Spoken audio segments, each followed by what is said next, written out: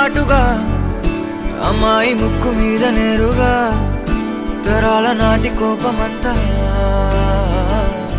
ఏరుపేగా నాకంటూ ఒక్కరైనా లేరుగా నన్నంటుకున్న తారవేనువా నాకున్న చిన్ని లోకమంతని పిలుపేగా ఏరిపార చూడసాగే దూరమే